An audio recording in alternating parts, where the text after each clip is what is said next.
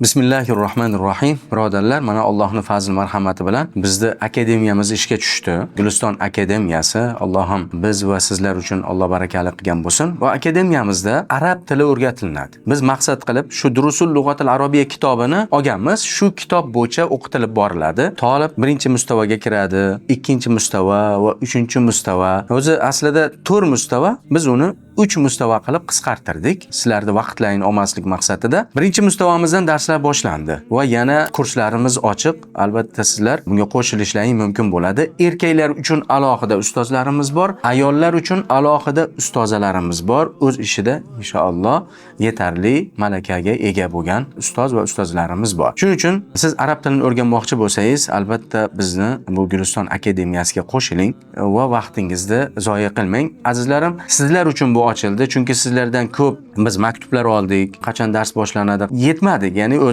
o'zimni kuchim yetmaydi. Shuning uchun ham ba'zi ustozlardan iltimos qildik. Ular xo'p deyishdi. Alhamdulillah ustozalardan va shular bilan birgalikda bu siz azizlarga arab tilini o'rgatish maqsadida bu yo'lga chiqdik. Allohim barakali qilgan bo'lsin. Siz azizlarga ham barakali bo'lsin. Buni to'liqroq ma'lumot olmoqchi bo'lsanglar, adminlarga yozib, bu yerdagi shart-sharoit qanday bo'ladi, nima qilish kerak, qaysi tartibda o'qilinadi va kimlar bizni akademiyamizda o'qiy oladi, kimlar o'qiy olmaydi, bularni hammasini sizlarga batafsil tushuntirishadi inshaalloh.